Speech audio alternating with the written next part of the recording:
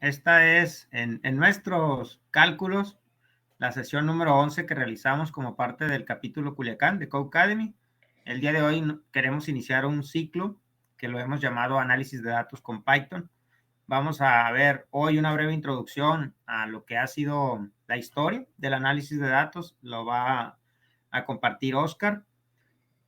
Y bueno, posteriormente haremos alguna revisión de dos bibliotecas que son muy importantes para el análisis de datos, que en este caso van a ser NumPy y Pandas. Posteriormente haremos más sesiones, pretendemos que sea una especie de ciclo, empezando desde lo más básico e ir subiendo el nivel, ¿no? Conforme vayamos avanzando en las sesiones. Y bueno, hoy somos 4, esperemos se unan más en las siguientes, pero si no, con que nos mantengamos nosotros, pues ya lo consideraremos un éxito. Así que bienvenidos todos y bueno, dejo a Oscar. Nada más, Oscar, si quieres, hacemos lo tradicional aquí en cuanto a la presentación. La agenda para el día de hoy, pues es darle la bienvenida. Luego vamos a mencionar un poquito ahí de la misión y objetivos que traemos, que lo hacemos en cada sesión y empezamos ya directamente con la sesión, ¿no? Ya después abrimos lo que es la sesión de preguntas por si alguien tiene alguna duda y cerramos el evento. Pretendemos que sea, como siempre, algo sencillo y rápido para no quitar mucho tiempo. Nuestro objetivo ha sido siempre desde el inicio el promover lo que es el uso, el aprendizaje de temas relacionados con la programación y las tecnologías de la información, apoyando lo que consideramos nosotros debería de ser la forma de transmitir conocimiento, ¿no? El aprendizaje en conjunto y de una manera en la cual nosotros podamos tener una comunidad en la que todos podamos participar y compartir, si así lo deseamos, cualquier información o tema que querramos hacerlo. Y bueno, pues sin más preámbulo, aquí los dejo con Oscar, que él va a platicar un poco de esto. Adelante, Oscar, y muchas gracias. Ok. Bueno, primero que nada, buenas tardes a todos los asistentes de esta sesión. Y pues bueno, me tocará platicarles un poco acerca de los antecedentes, un poco sobre los usos comunes y sobre, digamos, la manera en que podemos abordar ciertos temas a través de la analítica de datos. Y pues bueno, como introducción les puedo comentar que, pues como tendencia, pues ha habido un gran incremento en los últimos años, o se ha observado un gran incremento sobre la cantidad de compañías y organizaciones que pues han adoptado la analítica de datos y pues en conjunto con otras disciplinas, así como el aprendizaje automático, dado que pues su uso en conjunto ofrece estrategias de inspección, de limpieza, transformación y modelado de datos, que pues las mismas han ido evolucionando a lo largo de la historia y pues comenzando por allá antes del siglo XIX, desde la estadística pura y sus diversas técnicas para el estudio, para el análisis, la interpretación, la presentación y organización de datos, pues con la finalidad de fundamentar la toma de decisiones dentro de los negocios. Y bueno, como los primeros antecedentes data por allá en el año 1662, pues, donde aparecen los primeros indicios de analítica descriptiva a través de un pequeño reporte hecho por John Grant, titulado Bills of Mortality, donde se registraban información en formato de tablas. Y pues bueno, ¿qué relación tiene esto con la manera de manejar analítica de datos hoy en día? Pues bueno, tiene que ver con los formatos actuales en los que se representan los datos. En tablas, dicen, pues el formato más común que conocemos para trabajar en analítica de datos es el CSV o a través de importar un archivo en Excel, o ya sea a través de una tabla de base de datos. Después, en 1740, se estableció la estadística bayesiana por Tomás Bayes. Bueno, pues la lógica bayesiana o la estadística bayesiana pues toma un gran papel dentro de los diversos algoritmos o procesos que hay dentro de los modelos de aprendizaje automático actualmente. El siguiente es en 1810. Dice que por medio de Legendre y Gauss, bueno, pues ellos dieron a conocer lo que es el modelado de regresión lineal, otra de las prácticas más comunes y utilizadas dentro de la analítica de datos, y pues es útil para realizar predicciones de acuerdo a un conjunto de variables independientes y la relación que éstas tienen con una variable dependiente.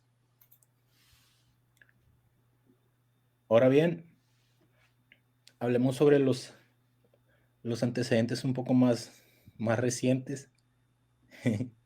Por allá del siglo XX, pues ¿quién no va a conocer en este ámbito a Alan Turing? Y que en uno de sus artículos titulado Computing and Machinery and Intelligence, pues ahí fue donde él propuso su test de Turing, pues el cual establece que un humano no debería ser capaz de distinguir una máquina de otro ser humano. Años después, en 1959, Arthur Samuel definió el aprendizaje automático como un campo de estudio que les da a las computadoras la habilidad de aprender sin ser programadas de manera explícita. Un año después, en 1960, Peter Naur usó el término de ciencia de datos eh, a través de su publicación Concise Survey of Computer Methods, el cual describe métodos contemporáneos del procesamiento de datos en un amplio rango de aplicaciones.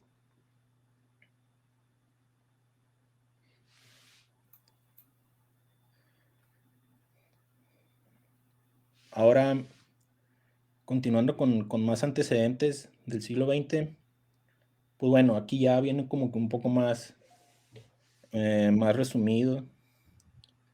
A partir de 1960, pues la analítica de datos eh, comenzó a formar esa tendencia a utilizarse ya de manera consciente dentro de, o a través del empleo de computadoras y formó, digamos, tomó un papel fundamental en los sistemas de apoyo para la toma de decisiones en las organizaciones o en las empresas.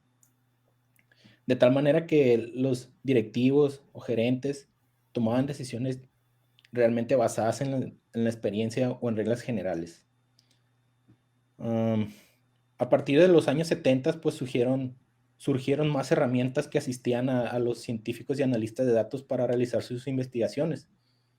Aquí podemos destacar el trabajo de John Chambers y Rick Becker, que pues ambos contribuyeron al desarrollo de un ambiente de computación cuantitativa conocido como ES. Aquel ambiente pues proporcionaba un lenguaje especializado para describir cálculos, además de herramientas de estadística y de visualización. En la misma década, precisamente, no, esto ya fue después, disculpen. Precisamente años después, en 1989, Gregory Platetsky Shapiro acuñó el término de Knowledge Discovery in Databases, KDD, y pues este término se refiere al descubrimiento de conocimiento por medio de bases de datos. Y es una técnica muy común utilizada dentro de la disciplina de minería de datos para el procesamiento, representación y análisis de datos con la finalidad de realizar inferencias sobre lo obtenido. Bueno, ya nos estamos acercando un poquito más a la época actual. En la década de los 90, pues fue introducido el término de minería de datos. Ya les mencioné un poco acerca de eso en la década pasada. Y pues corresponde a un conjunto de técnicas como resultado de la investigación sobre los procesos de negocio y desarrollo del producto, por medio de información almacenada en computadoras en bases de datos relacionales y que con el tiempo fue evolucionando la manera de acceder a estos datos, llevándola a acceder a ella en tiempo real o en forma de tiempo real. A finales de los años 90, Gentleman e Ihaka crearon R o R. Pues es un ambiente también de desarrollo para científicos, pues de código abierto muy conocido, el cual pues sí se propagó de manera muy rápida y actualmente pues es de los ambientes más populares para programación cuantitativa, utilizado por estadistas académicos. Ahora bien, ya llegando como a la recta final, Pues a lo largo de la década del 2000 a 2010, nacieron múltiples bibliotecas del lenguaje Python, que es, digamos, de lo más usado también para cuestiones de ciencia de datos, analítica de datos y explotación de la información. Y pues resaltando entre aquellas de las más importantes, pues primero llegó SciPy en 2001, con la finalidad de aportar funciones de álgebra lineal, procesamiento de imágenes y señales. Unos años después surgió Matplotlib, introdujo una serie de funciones para graficar en 2D todos aquellos datos requeridos para tareas de análisis descriptivo. Sin embargo, pues en 2006 NumPy proporcionó a usuarios herramientas para la manipulación de datos por medio de transformaciones a estructuras de datos especiales. Yo creo que entre esas estructuras de datos especiales, la más común a utilizar es el data frame. Por último, en 2009 Panda trajo a los usuarios un alto desempeño, flexibilidad y una mejora en el procesamiento y gestión de los datos. Además, pues cabe resaltar que en los últimos años también se ha utilizado una herramienta open source que tomó muchísima relevancia.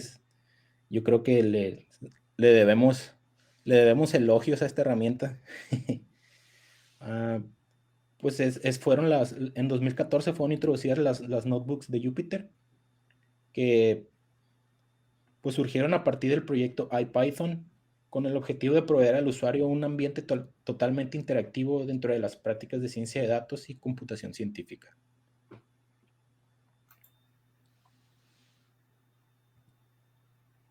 Ahora bien, hablaremos sobre analítica de datos y su relación con otras disciplinas. Pues bueno, entre los antecedentes, por ahí me escuchaban hablar sobre ciencia de datos y tal vez se pregunten en qué consiste o qué es. Y pues realmente es como un conjunto de todo. Es una concentración de diferentes disciplinas que hablan sobre procesos y diversos sistemas que son empleados específicamente para la extracción de la información a partir de datos en diferentes formatos, donde se extrapolan otros campos de análisis de datos como las estadísticas tradicionales, aprendizaje máquina, minería de datos y análisis para predicciones. También mencioné sobre la minería de datos y pues se refiere al conjunto de procesos y metodologías dentro de un campo interdisciplinario, o sea que también abarca un gran conjunto de disciplinas de la informática que hace uso de inteligencia artificial, aprendizaje máquina o automático, estadística aplicada y bases de datos con la finalidad de extraer patrones en conjuntos de datos bastante grandes o extensos.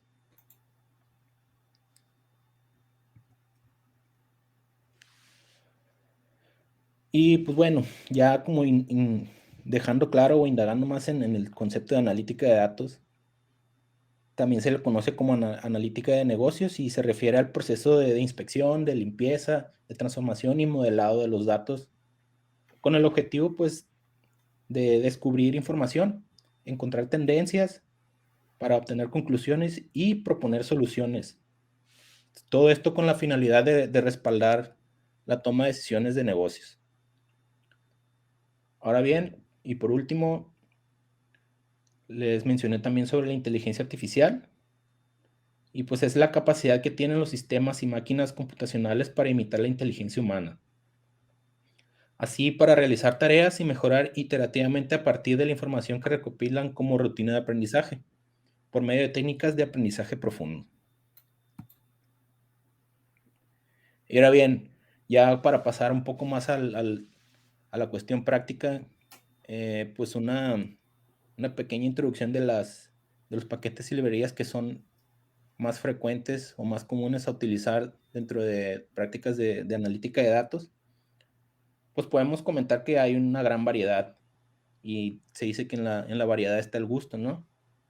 Pero existen muchísimas que son de código abierto y pues nos permiten facilitar el trabajo a científicos de datos, así como también existen repositorios públicos para obtener los datasets con los que podemos trabajar,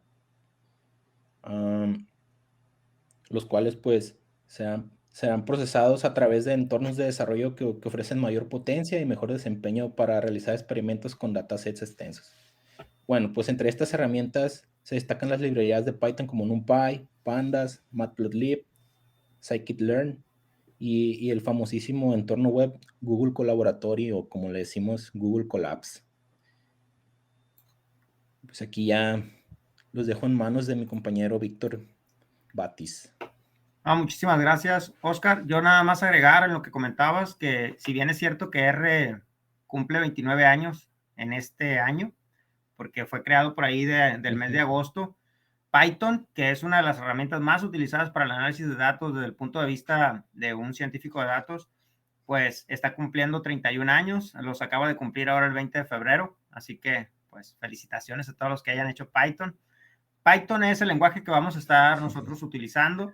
Hemos preparado una pequeña notebook, la cual va a estar disponible en el mismo link donde entraron a la sesión. Ahí se va a agregar en la descripción junto con el video, ¿no? Entonces, el día de hoy pretendemos revisar básicamente NumPy y Pandas. Y posteriormente haremos sesiones donde vayamos viendo las otras bibliotecas y ya vayamos utilizando todo el conjunto de bibliotecas para realizar un análisis más profundo. Sin embargo, tanto NumPy como Pandas ya por sí solas nos ofrecen una serie de herramientas que nos pueden resultar muy útiles. Vamos a empezar con el tema de NumPy.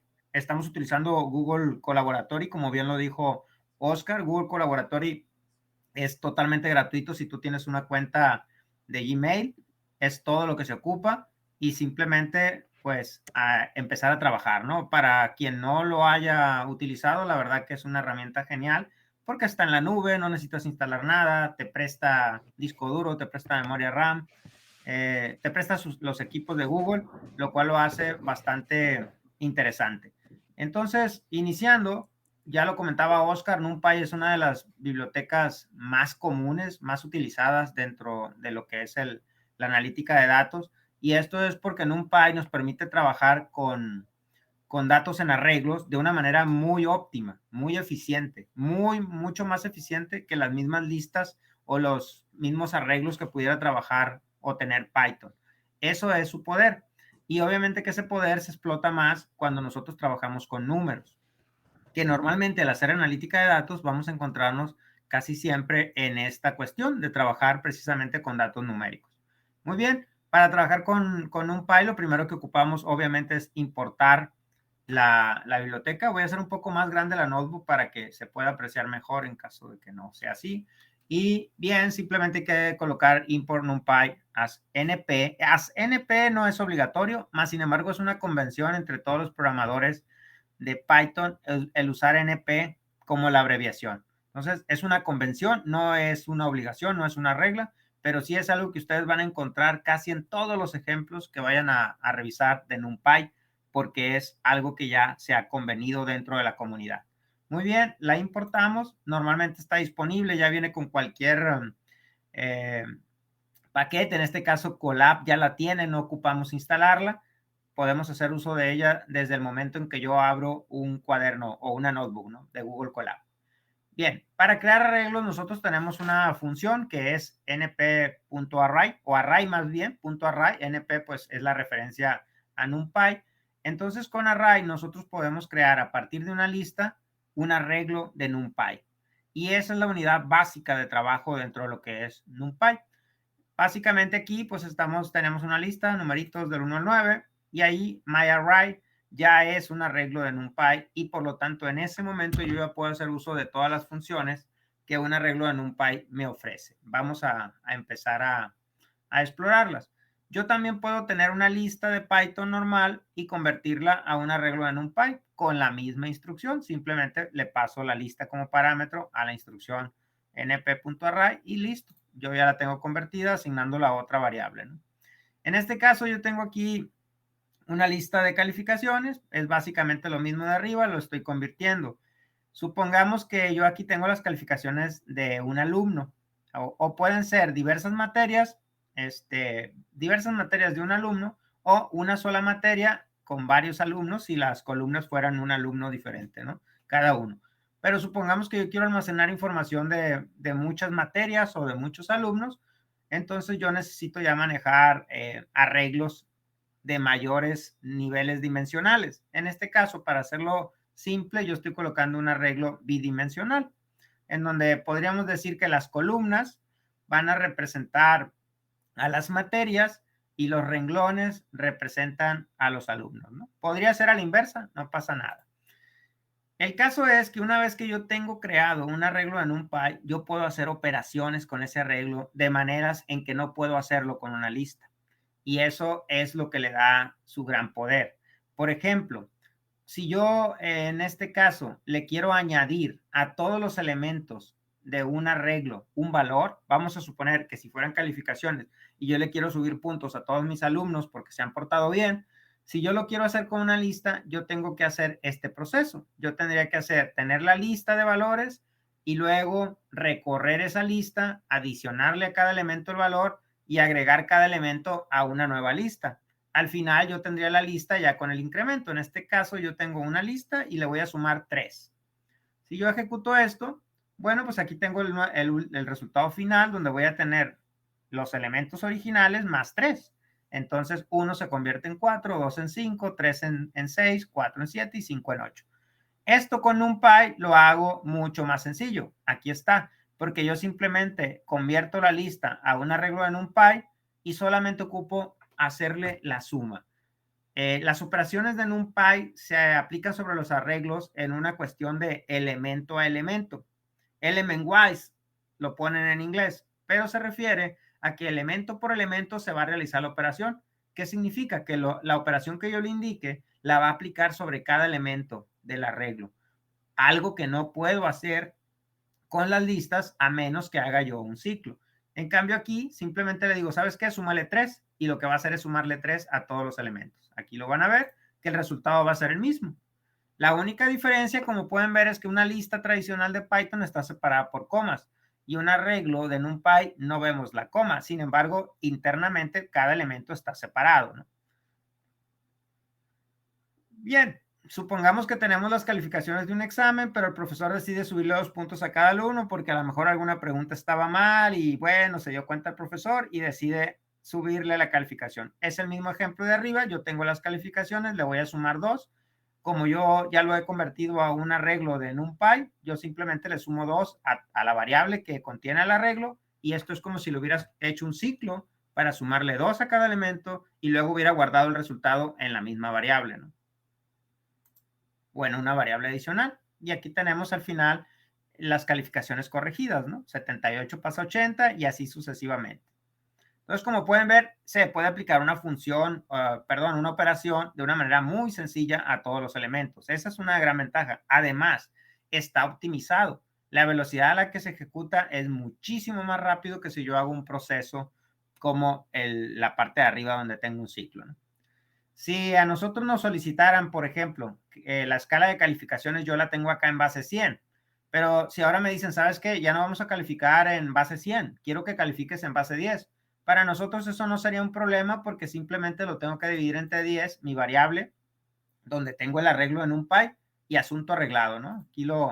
Aquí lo muestro y listo, ya tengo mi arreglo ahora en base 10, porque con esta simple instrucción yo le estoy diciendo, ¿sabes qué? Divide la calificación de cada elemento entre 10 y deja todos los resultados en esta variable que le he llamado calificaciones grupales _escala 10.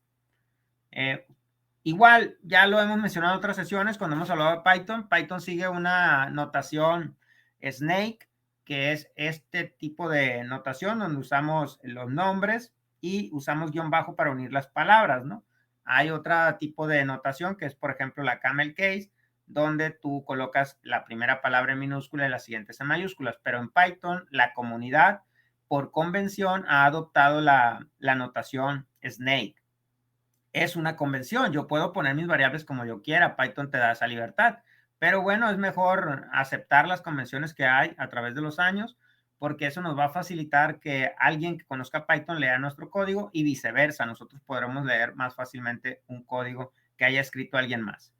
Python y NumPy, al momento que tú convertiste una lista o que tienes un arreglo en NumPy, tú cuentas con una serie de instrucciones ya por defecto que te ayudan a hacer análisis. Por ejemplo, aquí, si yo quiero calcular la media, yo lo puedo hacer directamente. En este caso, voy a modificarlo. Por ejemplo, aquí tengo arriba, voy a agarrar todas las calificaciones que pueda tener. Yo en calificaciones grupales tengo las calificaciones totales. Voy a modificar esto. Voy a agregar aquí una celda de código y voy a imprimir las calificaciones grupales para tenerlas aquí a la vista, ¿no? Entonces, estas calificaciones grupales, las originales en base 100, aquí las vamos a imprimir. Debo aclarar que cuando yo estoy trabajando con Google Colab, no necesito usar el print si es nada más la variable la que quiero mostrar. Automáticamente lo hace por mi Colab. Pero bueno, tratando de respetar que si yo estuviera programando en un ambiente normal o en Visual Studio Code, por ejemplo, yo sí necesito usar el print. Entonces, por eso lo pongo. Pero yo podría omitirlo, ¿no? Lo voy a demostrar solamente, digo, porque alguien me podría decir, ¿para qué lo pones si no es necesario? Efectivamente, no es necesario, ¿no? Solamente lo hago por mantener, digamos, la secuencia de lo que sería la programación ya en un ambiente normal.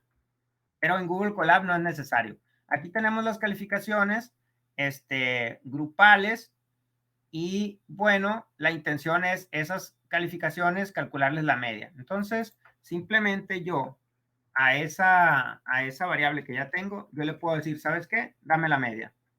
Dame la media y automáticamente yo voy a obtener la media. Y así como puedo obtener la media, yo obtengo distintas funciones. Simplemente le pongo un puntito aquí y yo voy a ver que cuento con muchas funciones ya disponibles dentro de lo que es el arreglo de NumPy, ¿no? Entonces, algunas de ellas tienen relación con estadística, como el máximo, la media, el valor mínimo. Por ahí debería haber estado, no sé si me la brinqué. Por acá. Tiene otras funciones que podemos aplicarlas, ¿no?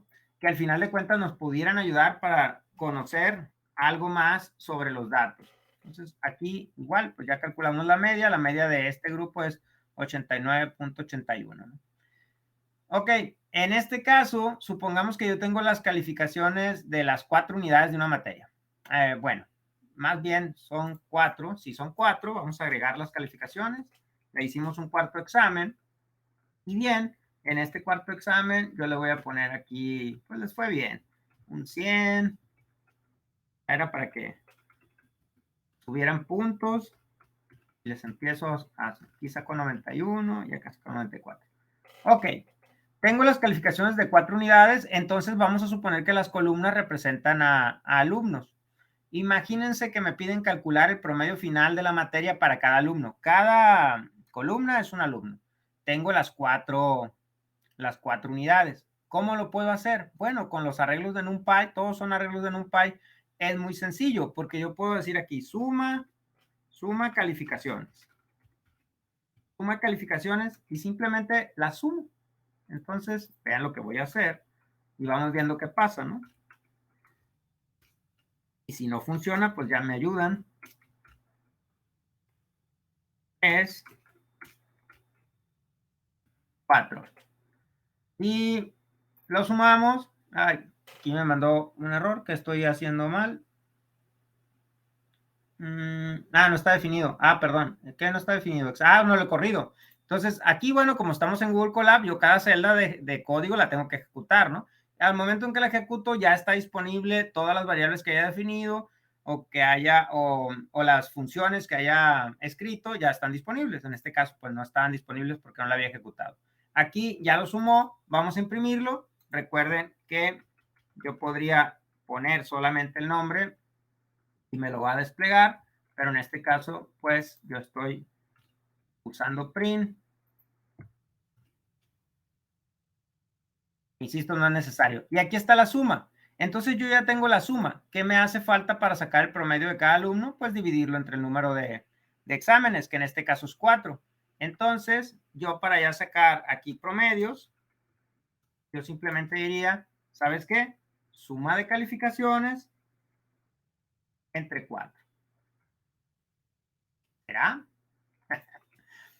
Entonces lo hacemos, ahí está, agrego otra celdita de código, lo puedo poner en la misma, ¿no? Pero quiero mostrar que pues podemos usar las celdas de código a nuestro placer. y eso nos permite, digamos, separar el código y así solamente ejecutar la parte que querramos ejecutar, ¿no? Entonces, si yo aquí imprimo promedios, ahí están los promedios. Ahí están los promedios de cada alumno y si observan, pues lo pudimos hacer simplemente sumando directamente los arreglos y luego dividiendo entre 4. Si yo esto lo hubiera querido resolver con una lista tradicional, hubiera tenido que hacer algunos ciclos y algunas operaciones ahí, ¿no? En cambio, pues con NumPy es bastante sencillo, o por lo menos eso me parece, ¿no? Ustedes tendrán también su opinión. Ahora bien, dentro de lo que es Python, en el manejo de listas, hay algo que se conoce como slicing o rebanadas. Dentro de lo que son los arreglos de NumPy también se puede hacer. Y a veces eso, si no conocemos cómo funciona, nos puede causar ruido al momento de verlo, ¿no? En este caso, tenemos este ejemplo. Supongamos que las calificaciones estén siempre en el mismo orden y que corresponden a las materias de física, matemáticas, biología y química. Es decir, aquí ahora las columnas son calificaciones que le pertenecen a física, la primera columna, la segunda columna matemáticas, la tercera columna biología y la cuarta columna a química. Si queremos obtener solo las calificaciones de matemáticas, que es la segunda columna, lo podemos hacer de la siguiente manera. Y observen cómo está la estructura. Estamos diciendo calificaciones grupales y te vas a traer todos los elementos de la fila. Esto que está aquí, que tiene los dos puntitos nada más, es tráeme todos los elementos de la fila. Eso significa, yo podría restringirlo todavía, pero no está restringido. Como no tiene inicio y no tiene fin, cuando usamos slicing, lo que está a la izquierda de los dos puntos es el inicio y lo que está a la derecha es el fin. Y te va a traer desde el inicio hasta fin menos 1. En este caso, como no tiene inicio y no tiene fin, se va a traer toda la fila. ¿Pero qué fila? O más bien, ¿qué valores? En este caso, como solamente por fila se va a traer un valor, pues bueno, estoy indicando aquí que se traiga todos los que pueda traerse. Pero acá lo estoy limitando porque le estoy diciendo, vas a traerte la columna 1. Los índices en Python inician en 0, igual que varios lenguajes, ¿no? Los índices empiezan en 0, entonces se va a traer la segunda columna. Eso creemos, vamos a ver si es cierto. Y lo imprimimos y aquí está. Se trae las calificaciones de 84, 97, 87 y 95. Son las calificaciones que se trae. Vamos a ver cuáles son, ¿no? Para asegurar que sí se esté trayendo las que dijimos, ¿no? Se está trayendo este arreglo. Este fue. Bueno, vamos a imprimirlo para verlo acá. Para que andamos con batallas. Ok, acá está. Voy a imprimir el arreglo, el original. Sí, aquí sigo. No soy un bot. Y bien, voy a imprimir aquí el arreglo original, ¿no? Déjenme agregar una celda de código. La muevo para acá. Y aquí voy a imprimir el original completito, para que podamos comparar qué nos trajo, ¿no? Bien.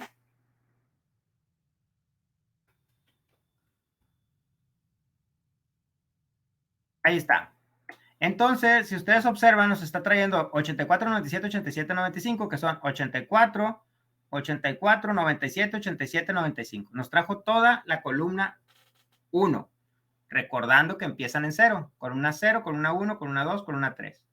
Y entonces eso lo estamos obteniendo de esta manera, aplicando lo que se conoce como rebanadas o slicing. Y le estamos diciendo que se va a traer, pues, como ya dije, todos los elementos que correspondan, que en este caso, al final de cuentas, pues, termina siendo 1 por fila, ¿no? Muy bien. NumPy también nos permite aplicar condiciones de filtrado.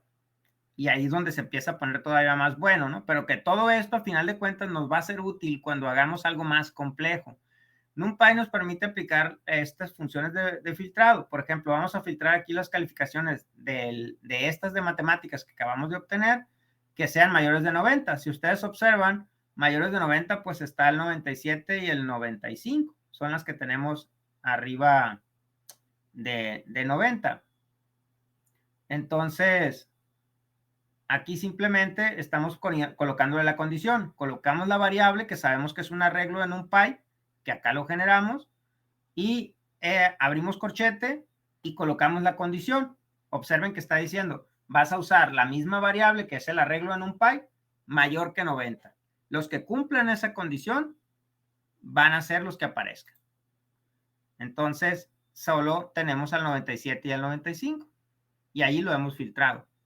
Así de simple, ¿no? Cualquier condición que yo ponga acá, pues la va a evaluar sobre los datos que contenga el arreglo en NumPy al que yo estoy haciendo mención. Entonces, de esa manera nosotros podemos filtrar datos.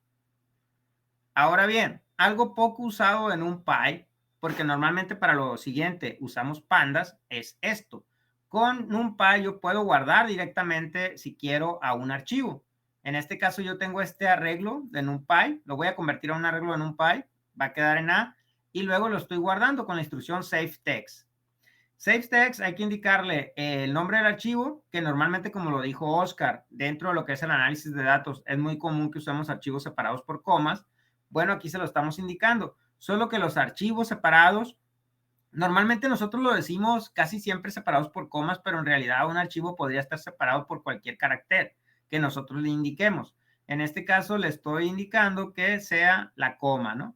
Entonces, este arreglo lo voy a guardar directamente a un archivo CSV. Lo guardamos y Colab lo almacena aquí, en mi almacenamiento temporal. Aquí está el archivo. Si yo abro este archivo, aquí está el archivo, aquí lo guardó, aquí lo pueden apreciar y ahí están los valores que guardó.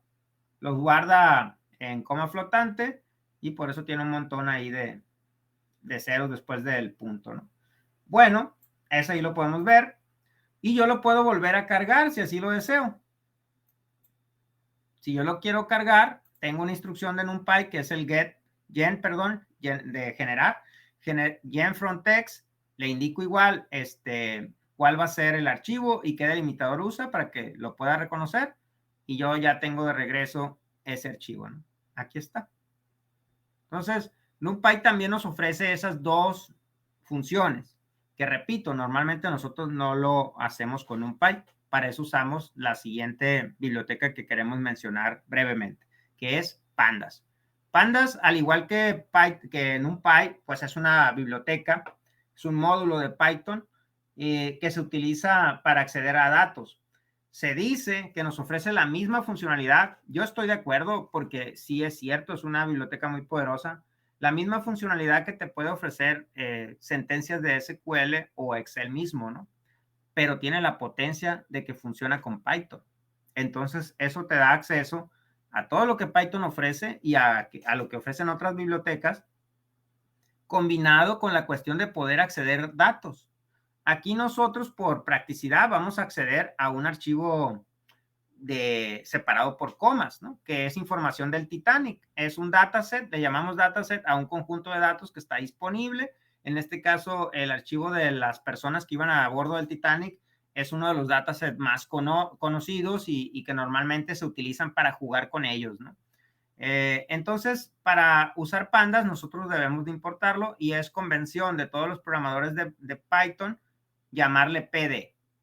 PD es la abreviación que le damos normalmente a pandas, así lo van a encontrar ustedes en cuanto ejemplo de pandas busquen, porque es una convención, como ya he dicho, que normalmente en lo que es la comunidad de Python se suelen respetar, ¿no? Quien no la respete, pues no es bien visto por la comunidad como tal. Así que mejor la respetamos.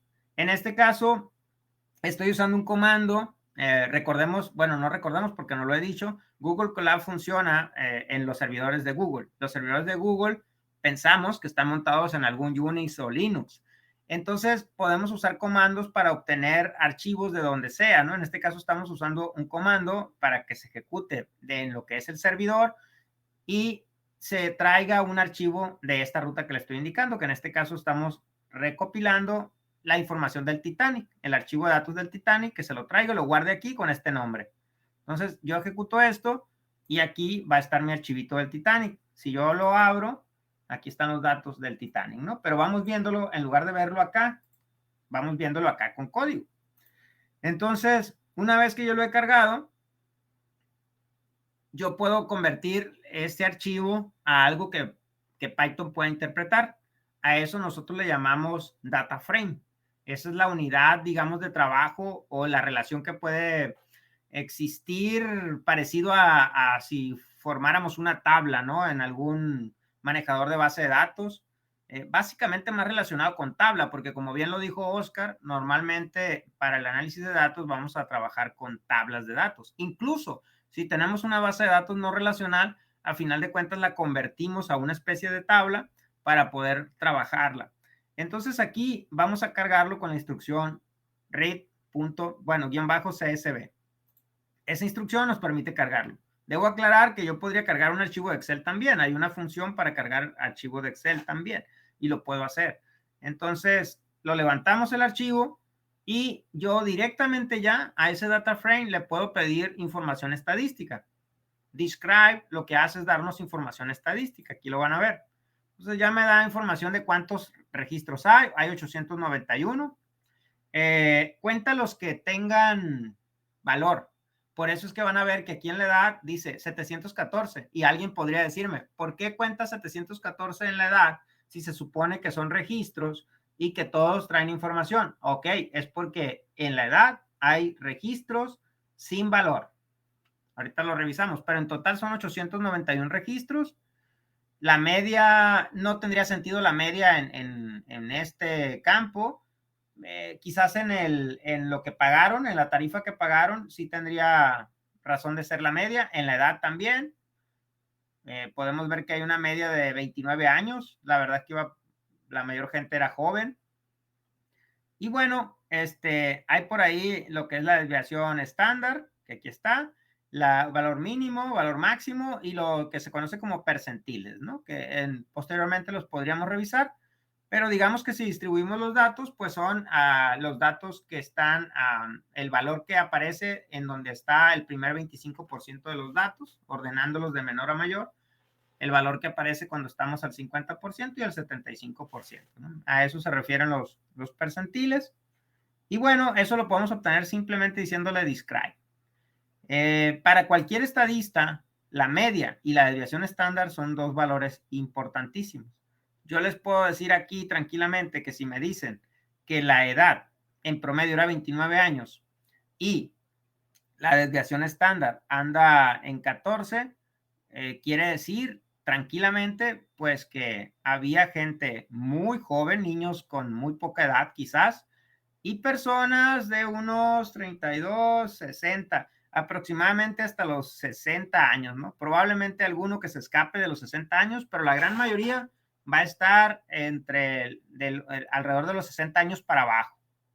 Eso es lo que nos dan directamente la media y la desviación estándar, ¿no? De ahí su relevancia. Por algunas reglas empíricas que existen, de que a partir de la media, 3 desviaciones estándar hacia arriba y 3 desviaciones estándar hacia abajo, se van a encontrar el 99.7 de los datos. Obviamente hacia abajo no puedo tener valores negativos, por lo tanto yo sé que probablemente iría algún bebé o iría alguien de pocos años, pero no puede ir alguien con edades negativas, ¿no? También yo puedo usar las instrucciones head y tail para mostrar los primeros elementos. Yo le indico dentro del paréntesis cuántos elementos quiero mostrar. Si no le indico nada, me va a mostrar, creo que 5. 5 elementos son los que te muestra, pero uno le puede decir los que quieras mostrar. Si yo quiero mostrar 20, bueno, pues le damos 20 y te va a mostrar 20 datos. Aquí pueden ver ustedes que en este dataset tenemos distintos campos, ¿no? El identificador, que ese es simplemente un consecutivo, un 0 si murió y un 1 si sobrevivió. ¿Ok? La clase en la que viajó, siendo 1 la clase primera clase, o sea, los ricos, y siendo 2 y 3 la segunda y tercera clase. El nombre, el sexo, la edad, si llevaban familiares o esposa, y si llevaban padres o hijos. Eso significa siblings and spouse, y aquí significa parents and children. Entonces, esta es CH es padres e hijos, y siblings and spouse es que haya llevado familiares, hermanos, por ejemplo, y esposa. El ticket que compraron, la tarifa que pagaron, en qué cabina estaban y en dónde se embarcó. ¿Sí? La letra representa una ciudad. Representa una ciudad, no sé, Southampton, creo, las otras no recuerdo, pero representan la ciudad en que se subieron al Titanic. Aquí los datos más fuertes desde mi punto de vista, pues son si sobrevivió o no, ¿no? El sexo y la edad quizás, Son datos importantes que pudiéramos usar para sacar algunos datos, ¿no? Y ahorita vamos a hacer algo. También tenemos tail. Tail lo que te va a dar, te da los primeros elementos y tail te va a dar los últimos elementos. Aquí verán que son 890. ¿Por qué? Porque empezó en 0. Miren, acá está el 0. Empieza en 0, entonces hay 891 datos. Solo que algunos en la edad no traen valor. Aquí lo pueden ver. Esta chica, Miss Catherine Helen Carrie Johnston, no trae edad. No quiso decir la edad. Bien. Vamos, nosotros podemos, ya que tenemos cargados los datos, hacer más pequeño el dataset. Por ejemplo, a mí a lo mejor no me interesa todo el montón de datos que hay. Me interesa nada más el nombre, el sexo, la edad y si sobrevivió o no. Entonces yo puedo reducirlo indicándole los campos. Lo ejecuto y ahora tengo un nuevo dataset donde yo tengo el nombre, el sexo, la edad y si sobrevivió o no. 0 murió, 1 sobrevivió.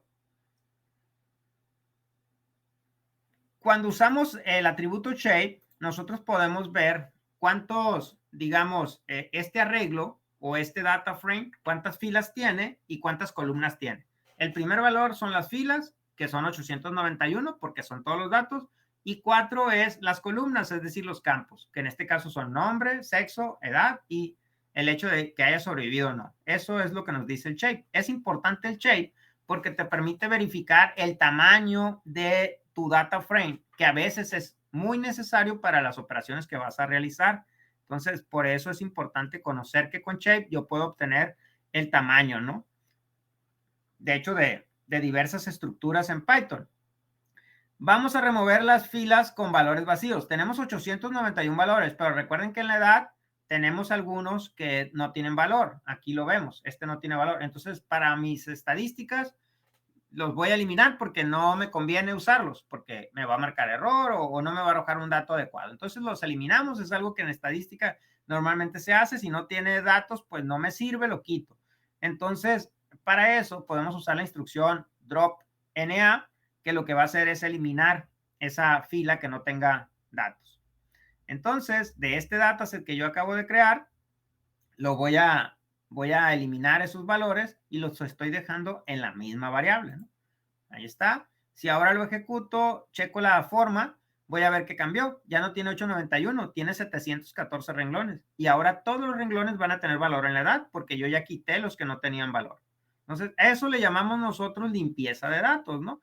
Y la limpieza de datos pues puede ser tan profunda o tan variada como lo requiere el análisis que tú estás realizando. Pero algo a lo que se enfrenta uno siempre que quiere analizar datos es que los datos vienen sucios, vienen con información incompleta, con información en distintos formatos.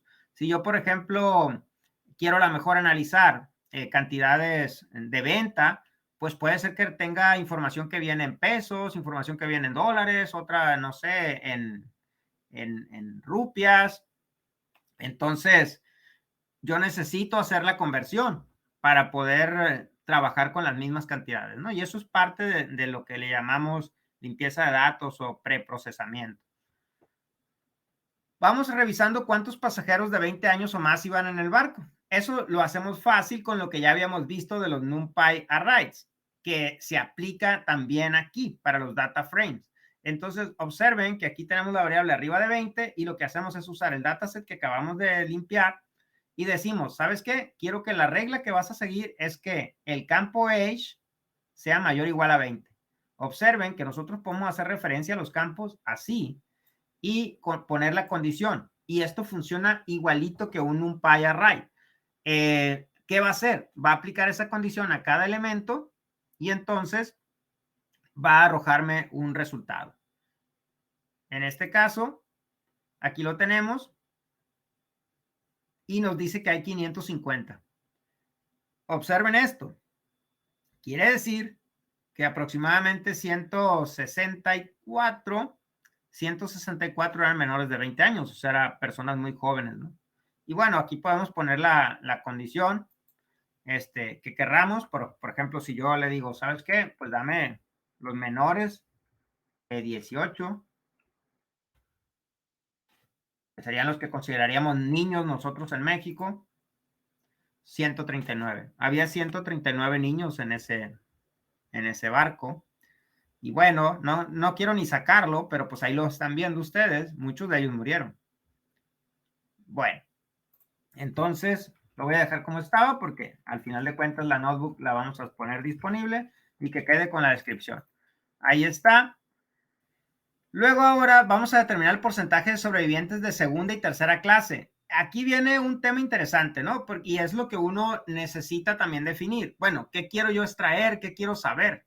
Y eso ya depende de cada científico de datos o cada persona que quiera analizar datos, ¿no? También es un tema por eso lo decía Oscar, es algo de que a veces tienes que saber de muchas cosas. Se dice que un científico de datos pues es una mezcla entre alguien que sabe de tecnología y que además sabe de estadística, entonces no es fácil encontrarlo, ¿no? Es un camino que yo creo todos tenemos que transitar aprendiendo tanto de estadística como de programación, como de diversas herramientas, no nada más lenguajes, ¿no? Podría ser otras herramientas como un Minitab o un SSPS o cualquier herramienta que sirva para hacer análisis estadístico. Entonces, es un área muy, muy interesante, pero que requiere que estés aprendiendo de muchas cosas. En este caso, ¿qué estamos haciendo? Observen. Primero que nada, aquí en esta línea estamos diciendo, bueno, voy a hacerlo más grande incluso para que se aprecie mejor. Ahí está. En esta línea estamos diciendo, ¿sabes qué? Vas a filtrarme mi dataset original. Aquí estoy yéndome al original, por eso estoy usando DF. No estoy usando el filtrado, me estoy yendo al original. Vas a filtrarme aquellos donde el campo P-class, que es la clase, esté en 2 y 3. O sea, sean de la clase 2 y 3. Eso es lo que estamos haciendo aquí. Entonces, esta línea filtra los datos que son de la clase 2, de segunda y tercera clase. O sea, los que pagan menos, pero que tienen menos privilegios en el barco. Luego estamos mostrando la forma para ver cuántos son. Y luego está filtrando los que sobrevivieron. Está checando aquellos de clase 23, donde el campo survive sea mayor que 0. Podríamos haberle puesto igual a 1 y es lo mismo, ¿no? Y luego estamos dejando en total vivos el valor de la forma, o más bien el valor de la estructura en el primer registro, ¿no? Que yo les dije que esas son las filas. El primero son las filas y el segundo serían las columnas. Entonces lo que está obteniendo es cuántas filas tiene este pequeño data frame y cuántas filas tiene el data frame de los que están vivos. Y va a usar esos dos valores, aquí lo calcula, porcentaje de vivos va a ser igual a total de vivos entre el total por 100. Y luego estamos usando un F-string, que son mis favoritos, para concatenar. Le colocamos la F antes de la cadena y ya podemos usar las llaves para indicar directamente variables, ¿no? Entonces, es una forma de concatenar. Sabemos que en Python hay muchas formas de hacerlo. A mí me gustan los F-string, ni modo. Y aquí está. El porcentaje de vivos de clases 2 y 3 es 206 de 675. Es decir, solamente sobrevivió al 30%. Ahora viene el dato polémico. Vamos a sacar cuántos sobrevivieron de primera clase. Hacemos prácticamente lo mismo. Simplemente ahora vamos a filtrar por los de primera clase. Vamos a guardar cuántos son. Vamos a ver cuántos quedaron vivos. Vamos a hacer la división y vamos a desplegarlo. Y entonces vemos que de primera clase sobrevivió al 62%. Entonces, obviamente que eso es un dato polémico porque significa que le dieron preferencia a las personas que habían pagado más. También podríamos decir que de acuerdo a cómo se distribuyen las personas en un barco, probablemente los de segunda y tercera clase eran los que estaban en los niveles más bajos y les fue mucho más difícil tratar de llegar arriba, ¿no? Entonces aquí podemos ver que primera clase sobrevivió. Moraleja, si van a viajar en el nuevo Titanic, compren boleto de primera clase. Esa sería la conclusión. Lo que ya habíamos hecho, checar cuántos pasajeros sí cuentan con el dato de edad. Bueno, pues lo podemos hacer aquí con esta instrucción. NotNa lo que te dice es cuáles no son nulos. Entonces yo uso el campo, le pongo la función NotNa y con eso estoy filtrando los que no sean nulos. Esta de adentro, esta instrucción, lo que hace es regresarte un true o un false. Entonces lo que va a hacer es en el campo age bueno, pues traerse aquellos que tengan valor en la edad, los que sean true, pues, porque cuando usas reglas de filtrado, los true son los que te regresan, los que cumplan la condición. Entonces, los que cumplan con la condición de no ser nulos en la edad, te lo va a regresar. Y por eso me dice, ¿sabes qué? Tengo 714, que es lo que ya habíamos comprobado previamente. Los adultos los podemos calcular con un mayor que 18 en la edad. Le estamos aquí diciendo, ¿sabes qué? Me vas a dar los adultos, o sea, los que tengan más de 18 años, y además quiero que me traigas nada más el nombre y la edad. No quiero que me traigan los otros campos. Y bueno, eso vamos a tener, nombre y edad. Estamos haciendo filtrado y a la vez tumbando columnas, ¿no? Diciendo, ¿sabes qué? No me interesan las otras columnas, solo dame estas. Y aquí tenemos a estos adultos. 601 serían adultos. Y bueno, finalmente, pues yo también puedo guardar lo que es un data frame en un archivo para su posterior análisis, ¿no? Vamos a suponer que yo quiero guardar esta información de los adultos, ya la calculé y la quiero guardar. Ese archivo CSV yo lo puedo abrir en Excel o lo puedo abrir otra vez con Python sin ningún problema, ¿no? Lo puedo abrir en Excel y trabajarlo en Excel. Entonces yo aquí simple y sencillamente lo guardo y aquí yo ya tengo este archivo adultos. Aquí está. Si yo este archivo lo abro, aquí está el archivo y lo pueden ver, son los nombres y las edades. Aquí lo tenemos. Este archivo lo quiero descargar a mi computadora. Bueno, pues simplemente le doy clic aquí y le doy a descargar. Y ya lo tengo.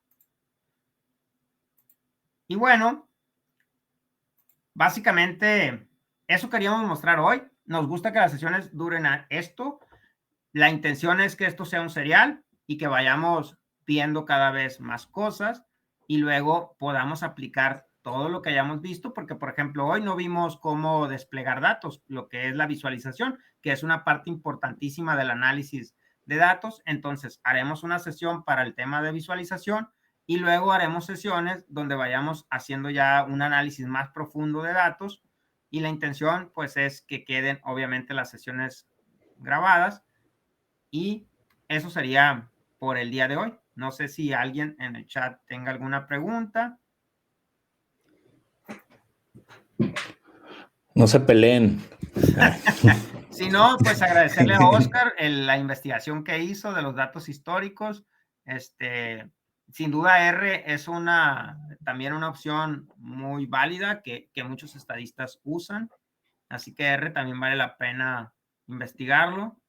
Así como dije también, otras herramientas como puede ser un Minitab o un SSPS también pueden ser de utilidad, y aprender de estadística, ¿no? Eso también es estadística básica, la que vemos en la prepa, la que vemos en la carrera.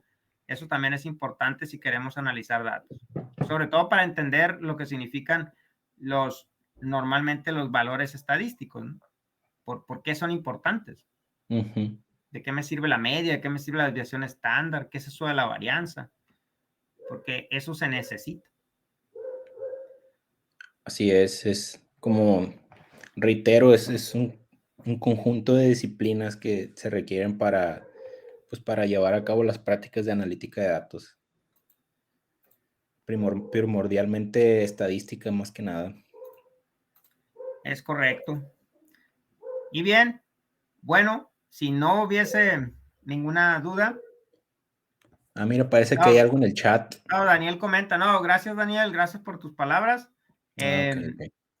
Se agradece de verdad y claro, pues van a estar publicadas. La intención, como comentamos, es hacer un serial. Nuestro objetivo es simplemente realizar las sesiones. Quienes puedan estar, nos parece perfecto. No nos preocupa cuántos entren.